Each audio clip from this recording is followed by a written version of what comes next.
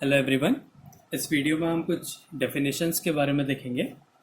तो पहला है कि हीट कैपेसिटी क्या होता है, फिर इसके बाद स्पेसिफिक हीट कैपेसिटी और मोलर हीट कैपेसिटी के बारे में पढ़ेंगे। तो पहले देखते हैं कि हीट कैपेसिटी क्या होता है। अगर कोई मटेरियल है, उस मटेरियल का टेम्परेचर 1 डिग्री सेल्सियस हम इंक्रीज़ करें तो जो हीट रिक्वायर्ड होगी उसको बोलते हैं हीट कैपेसिटी। किसी मटेरियल का टेम्परेचर 1 डिग्री सेल्सियस इंक्रीज करने में जो हीट रिक्वायर्ड होती है उसको बोलते हैं हम हीट कैपेसिटी। और उसके बाद आता है स्पेसिफिक हीट कैपेसिटी। अगर हम 1 किलोग्राम मटेरियल लें, उसका टेम्परेचर अगर 1 डिग्री सेल्सियस इंक्रीज करें तो जो हीट रिक्वायर्ड होगी उसको बोलेंगे स्पेसिफिक हीट कैपेसिटी। और इसके बाद आएगी मोलर स्पेसिफिक हीट कैपेसिटी। तो वहाँ पे क्या करेंगे, हम 1 मोल लेंगे। 1 मोल का टेम्परेचर 1 डिग्री सेल्सियस इंक्रीज करने के लिए जितनी हीट रिक्वायर्ड होगी उसको बोलेंगे हम मोलर स्पेसिफिक हीट कैपेसिटी। तो पहले देखते हैं हीट कैपेसिटी क्या है। तो it is the quantity of heat, it is the quantity of heat required to raise the temperature,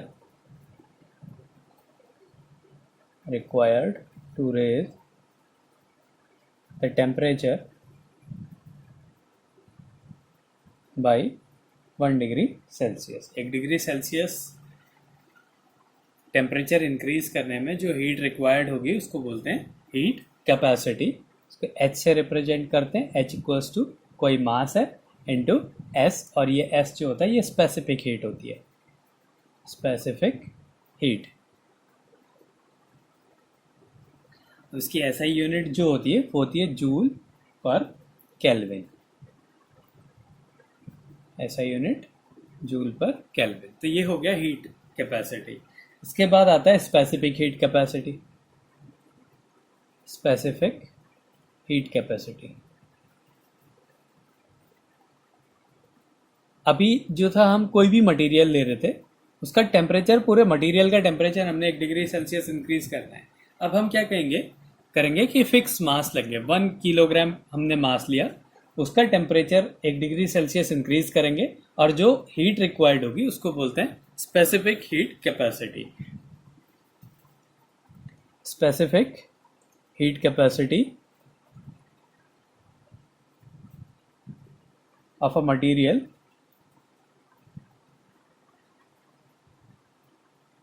is the quantity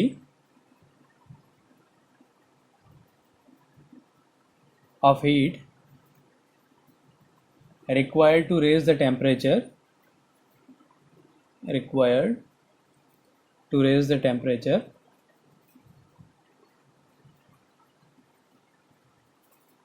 of its 1 kilogram mass.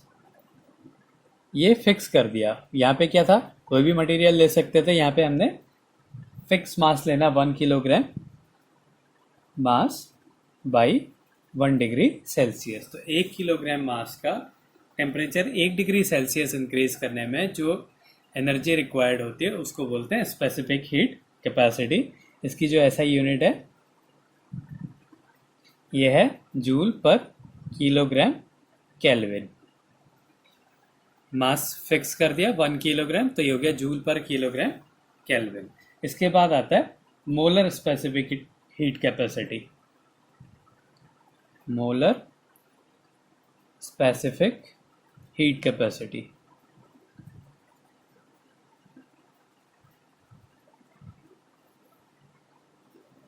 Molar specific heat में क्या है, अब अगर हम 1 किलोग्राम मास ले रहे हैं तो उसमें जो नंबर ऑफ मोल्स हैं वो अलग अलग होते हैं। तो अगर हम एक एक्यूरेट मेजरमेंट करना चाहें तो हम उसको क्या करेंगे, 1 किलोग्राम को हमने कन्वर्ट कर दिया, 1 मोल लिया।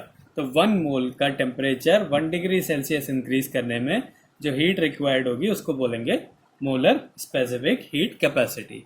तो heat required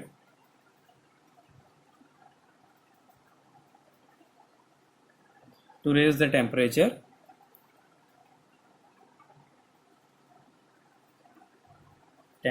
of 1 mole of that material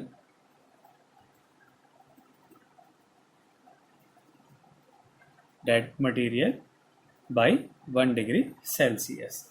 तो 1 मोल का टेम्परेचर 1 डिग्री सेल्सियस इंक्रीज करने के लिए जो हीट रिक्वायर्ड होती है उसको बोलते हैं मोलर स्पेसिफिक हीट कैपेसिटी।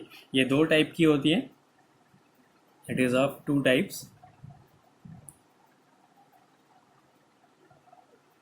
तो पहला होता है Cp, पहले बोलते हैं Cp, ये होता है molar specific heat capacity at constant pressure.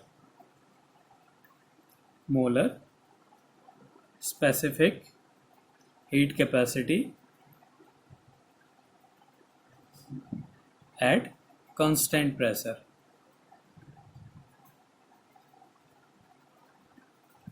दूसरा होता है Cv, ये होती है कांस्टेंट वॉल्यूम के लिए, मोलर स्पेसिफिक हीट कैपेसिटी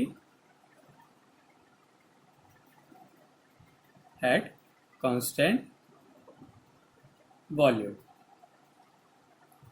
तो कांस्टेंट, अगर हम वॉल्यूम को कांस्टेंट करें और 1 मोल का टेम्परेचर 1 डिग्री सेल्सियस इंक्रीज करें तो जो हीट रिक्वायर्ड होगी वो भी molar specific heat capacity at constant volume. अगर हम प्रेशर इंक्रीज कांस्टेंट कर दें तो क्या हो जाएगी, molar specific heat capacity at constant pressure. इसके बाद हम नेक्स्ट वीडियो में पढ़ेंगे कि जो specific heat at constant pressure है वो ज़्यादा होती है specific heat at constant volume से ज़्यादा होती है। तो हीट कैपेसिटी क्या थी, कोई भी मटेरियल का टेम्परेचर 1 डिग्री सेल्सियस इंक्रीज करने में जो हीट रिक्वायर्ड है वो होगी हीट कैपेसिटी।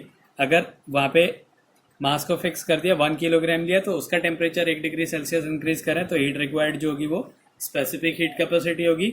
और ज़्यादा एक्यूरेट कर दिया तो 1 किलोग्राम की जगह 1 मोल ले लिया, जो कि फिक्स होते हैं, उसका टेम्परेचर 1 डिग्री सेल्सियस इंक्रीज करने पे जो हीट रिक्वायर्ड होगी उसको बोलते हैं मोलर स्पेसिफिक हीट कैपेसिटी। और अगर उसमें कांस्टेंट प्रेशर है तो होगी specific heat at constant pressure.